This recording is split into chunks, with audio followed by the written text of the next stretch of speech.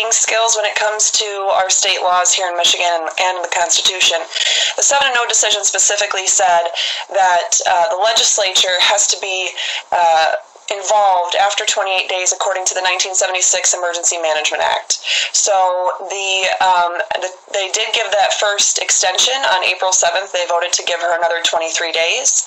And so after April 30th, the only way that her orders could continue is if the legislature voted to extend the state of emergency yet again, which they did not.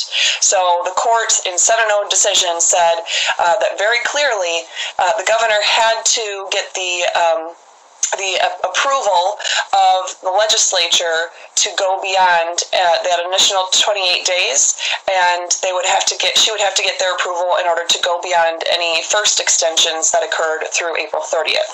And they did not vote to extend, so she didn't have the power. So then, as a practical sense, does the Supreme Court's decision mean that we don't have to wear masks anymore? We don't have to social distancing? Any of those? We can go to gyms and nightclubs and strip clubs and whatever we want? Is that what I'm taking from this?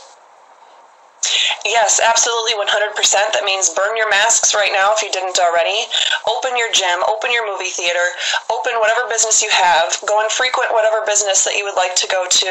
If you have a church that's limited your services because of how you're reading the executive orders, forget that. All of those executive orders based on COVID-19 circumstances from 2020, they're out. They're gone. They're done. There's nothing in place anymore in terms of these executive orders from the governor. And there's been, she's been saying that, why had this 21 days? There's two court rules that possibly would come into play. Number one, if she's asking for a rehearing, but she actually, in order to trigger anything, she has to timely file something first. She hasn't filed anything. And me, being one of the attorneys on the case, I would get notification as soon as she filed it. There's nothing come through yet. But also, really what it would probably be is the motion for reconsideration, which the rule on that is MCR 7.311G, which very clearly says the filing of a motion for reconsideration does not stay the effect of an order addressing a motion. And I mean, let's look at Marbury versus Madison back in the 1800s.